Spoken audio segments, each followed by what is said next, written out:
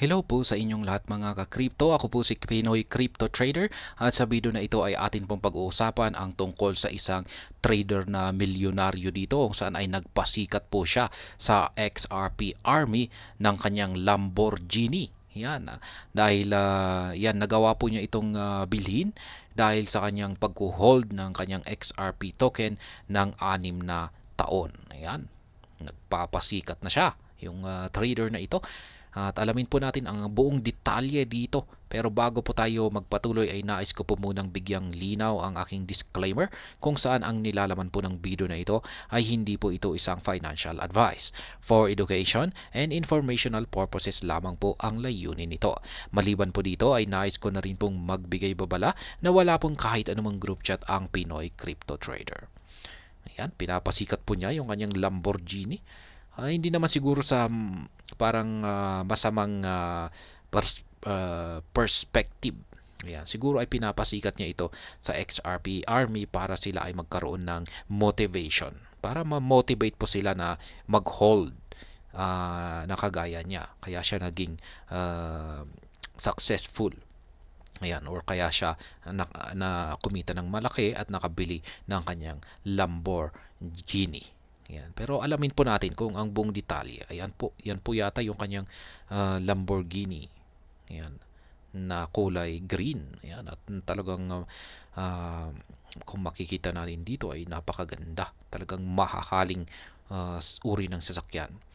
Yan, XRP investors Rob Art and King Dogo shares humorous anecdotes about their XRP investment, reminding enthusiasts to temper expectations with market factors. Ayan po.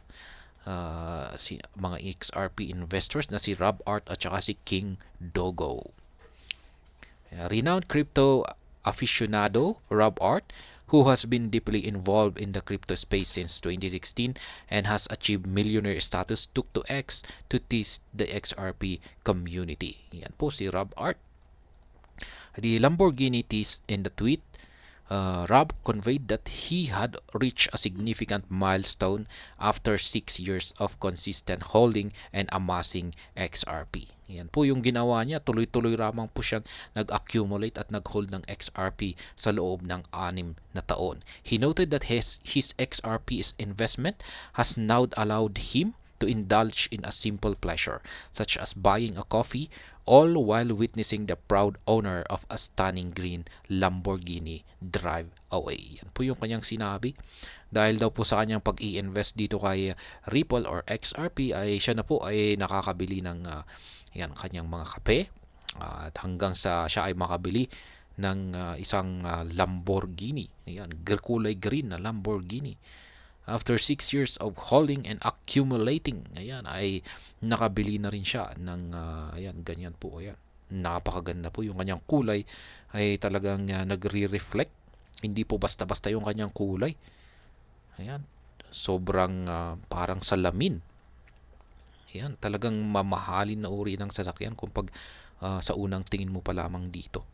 Yan, at saka kakaiba yung kanyang disenyo kung ikukumpara natin dito sa mga normal na mga sasakyan dito sa mga na kanyang katabi. Ayan, yan na rin po yung kanyang kape na kanyang nabili. Ayun, accompanying Rob's post was a picture of the exotic car. The tweet attracted significant engagement from the community, given that it poked fun at the XRP community. After 6 years of holding and accumulating XRP, I am finally able to buy a coffee and watch the proud owner of this Lamborghini drive away. Ayan.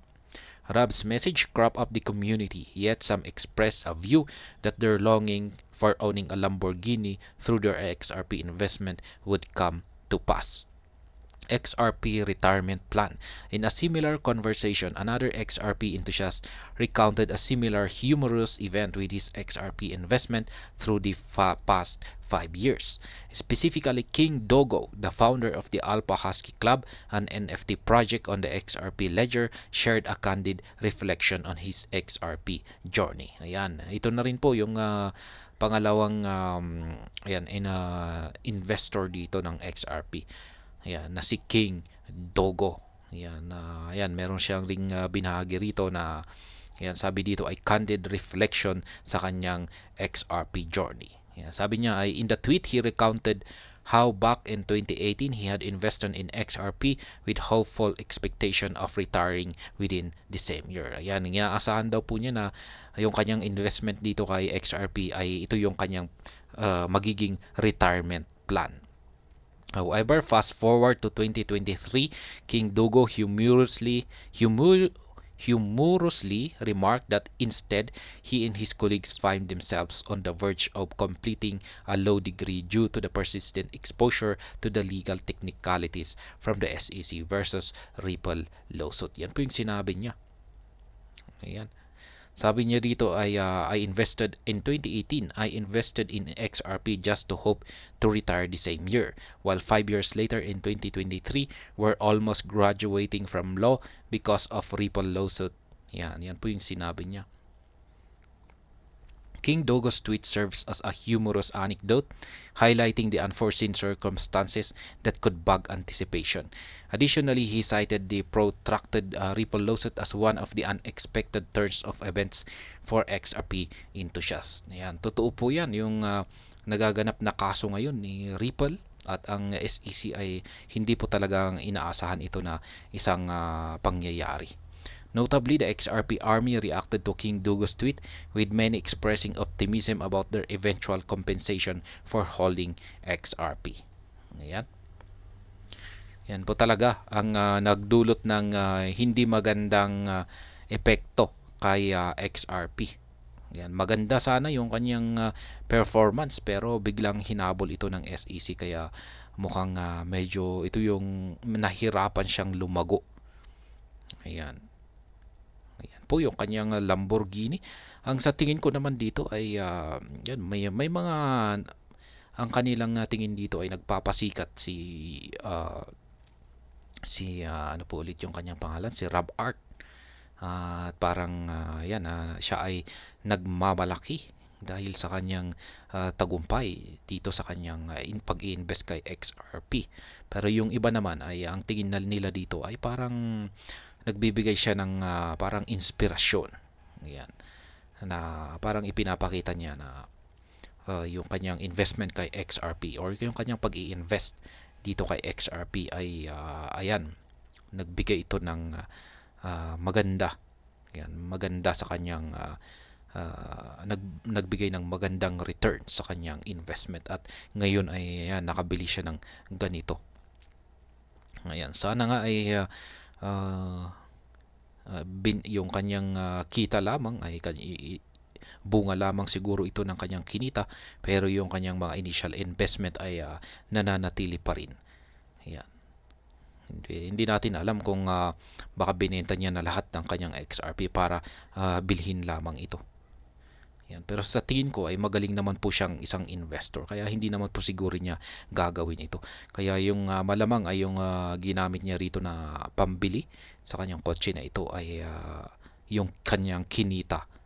Yan, siguro yung kanyang kinita. At ayan, hanggang dito na lamang po tayo sa video na ito. Sana po ay inyong nagustuhan ang aking paliwanag dito. Kung inyo po itong nagustuhan ay pakiclick lamang po ang like button nito. Para naman po sa mga bago lamang dito, kayo po ay aking inaanyayahan para mag-subscribe. Pakiclick na rin po ang bell icon nito dahil ito po ang siyang magsisilbing notification nito sa mga bago kong videos na akin pong ina-upload sa aking YouTube channel na ito.